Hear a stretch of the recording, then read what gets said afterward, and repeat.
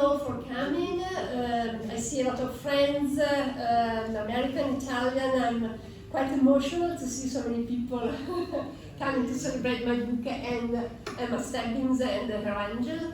I cannot mention everybody, but I would like at least to mention Sarah Seidel-Miller, a photographer and emeritus historian of Central Park that I mentioned in my book. Carly Wurzenbacher, I hope I pronounced it well, the curator of the Exeter Museum in Huntington Village in Long Island, where there are two important statues of Emma Stebbins. And from Lenox, Massachusetts, also Cornelia Brooke Gilder, local historian of the Berkshire Hills, where Emma Stebbins lived for a while. Thank you, Cornelia, for coming.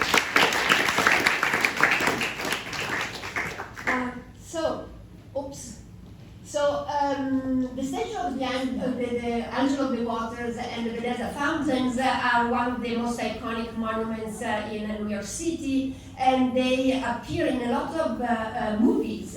But almost nobody knows who was the artist who made it, Emma Stebbins.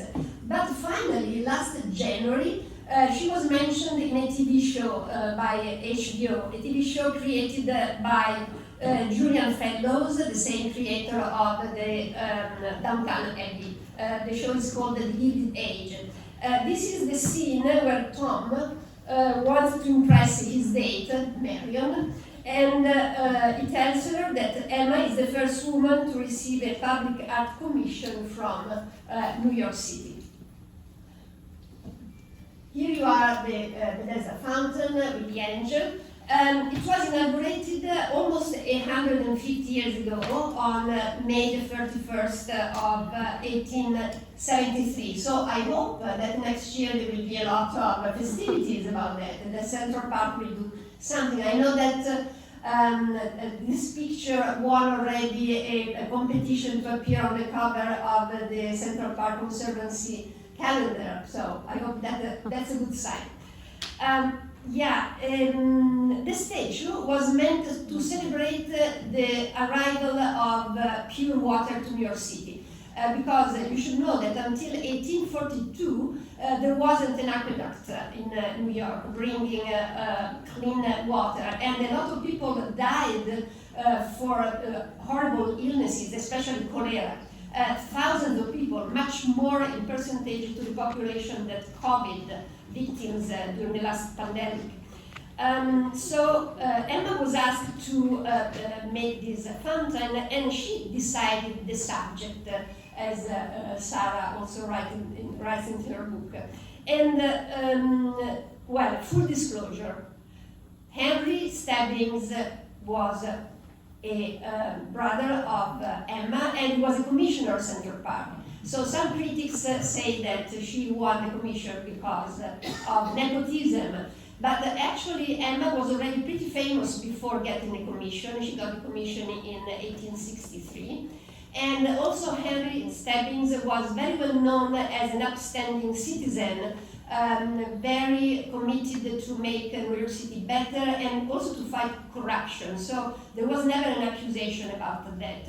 And in the end, I think that we are lucky that she got the commission.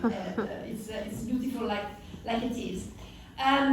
For the inauguration, she wrote on the presentation of the statue, she explained that the reference of this angel is from the John's Gospel, and I quote, "In the John Gospel, there is a miracle by Jesus, and it says, a great number of disabled people, the blind, the lame, the paralyzed, used to lie around the pool, the Bethesda pool.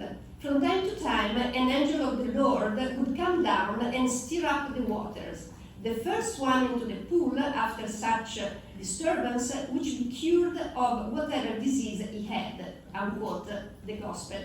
Emma explained instead, quote, "We have no less healing in comfort and purification, freely sent to us through the blessed gift of pure and wholesome water, which, to all the countless homes of this great city, comes like an angel visitant, not at stated seasons only, but day by day, so continuously.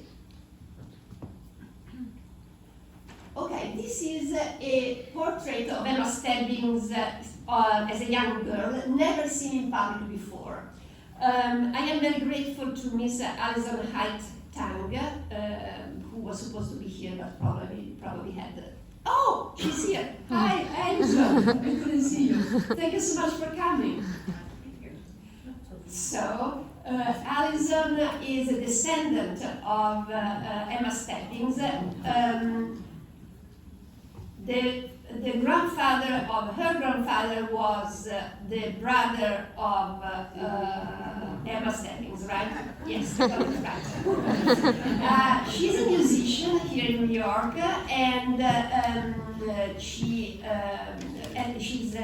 also she donated a generous gift to Central Park for the maintenance of the whole station. So I'm so grateful to Alison because she opened her house and she showed me this painting, and also she shared what she wrote for the Central Park Conservancy Bulletin. I quote, "It looks like a typical 19th century depiction of a marriageable young girl, but I also see it as slightly subversive. Well, I will pose for you," Emma can be thinking. "I know I look charming in this riding outfit, but I'm making sure that my body is touching the thing I really intend to love, once you relatives are through with your fantasy of me. And that's bronze." According to Alison, the mountain block there could be bronze. I don't know if it is, but I agree with her that she's kind of defiant. And indeed, Emma didn't marry, while her three sisters, they all married, like a young lady of that class, upper class, was supposed to be her destiny. She didn't marry, and instead she decided to devote her life to sculpture. So, in 1856, she went to Rome, because Rome was the place to be for neoclassical sculptures. Like Patricia probably will elaborate on that later. It is the place to be because in America there wasn't yet really schools for sculptures, first of all. The material was not great, much better the marble of Carrara, of course. And also because there was a great community of international artists to share ideas with, and there were a lot of very good artisans, Italian artisans, who helped sculptors to make their statues. So in the Vatican Museum, Braccio Nuovo, in the Palazzo Nuovo of Musei Capitolini, in Villa Borghese, Emma could study antique Greco-Roman statues, but she could go there also for fun, like many American tourists used to do. So this is the illustration on a very popular guidebook about Rome in those days. The Vatican by Torchlight is the illustration. The book was Rome in Rome. And you see that the tourists are around the statue, and the torch make it more lively and more sensual maybe also, but I doubt that the torch would linger on the private parts of the statue so that the Puritan tourists wouldn't be ashamed of watching that. This is the carte de visite of Emma Stebbins, probably 1856 when she was in Rome. Such photograph cards were commonly traded among friends and visitors in those days, and for an artist like Emma, they were also kind of today business cards to give to potential clients, of course.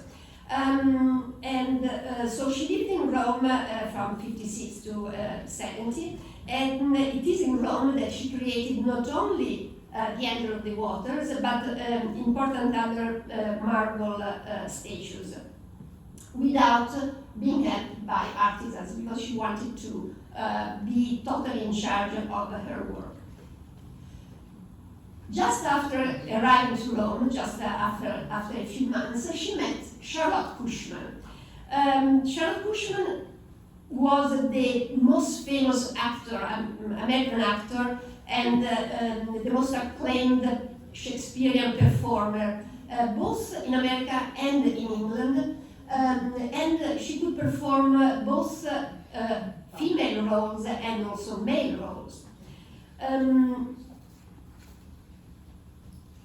You see what she looks like, and the New York Times, in her obituary when she died, the New York Times wrote, "She was ugly beyond average ugliness." Wow. Emma, she wrote later, after her companion's death, her biography, and in the biography she wrote, "There has been a lot of discussion about her personal appearance, but for those who loved her, her appearance was never a problem." Meaning, love is really blind. So this is Charlotte Cushman as a Romeo. So Romeo was one of her most important successes, both in America and in England. And critics were delighted with the way she played the male roles, with her powerful physique, you see, square jaw, deep voice, and purposeful demeanor. For our taste, it looks bizarre, but those days it was normal. And here is the couple. They immediately got together. Emma lived with Charlotte in their house, which was in Via Gregoriana, that goes from Trinità dei Monti down towards Piazza Barberini. When they met, Emma was 41. She was born on the 1st of September 1815. Charlotte was 1 year younger, 40. They lived together until Charlotte died in 1876. Via Gregoriana was close to Trinità dei Monti, where all the artists would go and hire models, and where also Piazza di Spagna, where most of Americans and British tourists and artists would live and work. In a letter to another woman, Charlotte writes about her bond with Emma, quote, "Do you not know that I am already married and wear the badge upon the third finger of my left hand," unquote. So they are certainly gay, like many other American artists in Rome those days. I think half of her colleagues were living with other women. Yeah. And in my book, I explain that in Puritan America and in Rome, it was in the Rome of the popes. Remember, this was still the Rome of the popes before becoming the capital of Italy. It was unthinkable for a woman to be defined gay, because it was unthinkable that a woman would have erotic pulsions, would have the kind of love. But this ironically meant a certain de facto tolerance for union like that of Emma and Charlotte. That in theory, in practice they had to fight to live so freely, and first of all fight with their families that were not so happy. This is the first marble statue of Emma Stebbins, the Lotus Eater. It's dated 58, but actually it took 2-3 years to finish. So Emma was a pioneer in many ways. She was the first American lady sculptor to represent the male nude. It's the Lotus Eater, and you must think that the female nude was already scandalous for many Americans, let alone a male nude. This is industry, or the miner, and commerce, or the sailor. Other two marble statues that were commissioned by Charles Escher, who asked Emma for 2 statues that symbolized his businesses, coal mining and ocean shipping. And this is another record of Emma's. She is the first American neoclassical sculptor to represent two workers, and to do so by dressing them as contemporaries. Those days, no other sculptor dared to try his hand at this innovation, wrote the Daily Globe to comment these two statues. While the whole statue of the Lotus Eater is lost, unfortunately, these two statues, you can still admire them, and they are at the Exeter Museum in Huntington Village, Long Island, and one whose curator, Carly, is The Angel of the Waters is not the only statue by Emma that you can admire in the public open space. This is a sculpture of Horace Mann, the father of the American public school, and it sits in front of the seat of the Parliament and the government of the state of Massachusetts in Boston. And this is Christopher Columbus. It is a statue by marble, the only, I think, large marble statue that Emma made. It is in Brooklyn, in front of the Supreme Court of the state of New York. It was commissioned by a rich financier, Marshall Roberts. And today, by the way, October the 12th, is the anniversary of Columbus landing in America, 1492. So, of course, we know that today Columbus is a very controversial figure, but you must know that in the 19th century he was a very loved and, was loved by a lot of artists, painters, and sculptors as well, because he represented a sort of American type of hero. He was a solitary, daring, and enterprising individual who challenged the unknown seas and set sail as an underdog, but triumphed against all obstacles. So, they felt that it was quite an American hero.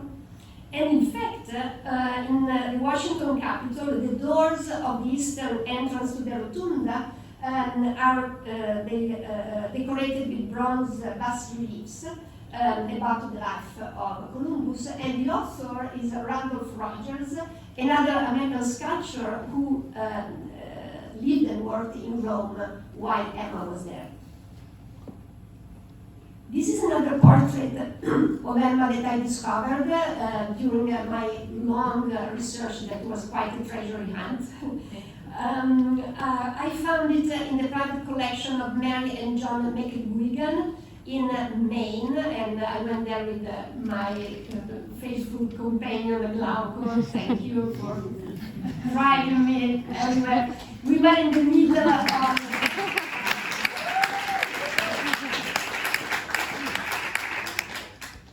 it was December in the middle of a snowstorm, so it was not easy going around. So it's a marble medallion by Margaret Peggy Foley, one of the artists, American artists in Rome those days. In Rome, Emma and Charlotte helped her, as they did help all the colleagues living there. Peggy, in fact, slept in her house and worked in Emma's studio until she was able to set up her own business. Oh, and this is a fountain in Lenox, Wiltshire, the Berkshires. Emma bought a cottage there in 1874 and lived there during the summer, also after Charlotte died. After Emma died, her friends dedicated this fountain that originally was just a trough for dogs and horses, two creatures that Emma and Charlotte loved very much. And here I am with Minnie Cornelia, who came here from Lenox. Okay, my last picture is the tomb, the grave of Emma Stebbins. She's in the Greenwood Cemetery in Brooklyn, a beautiful landscaped cemetery. I invite you to go there, historical. She died on October the 24th, 1882 in her home in Manhattan. She had long been ill in the lungs for all the marble dust that she breathed in while working.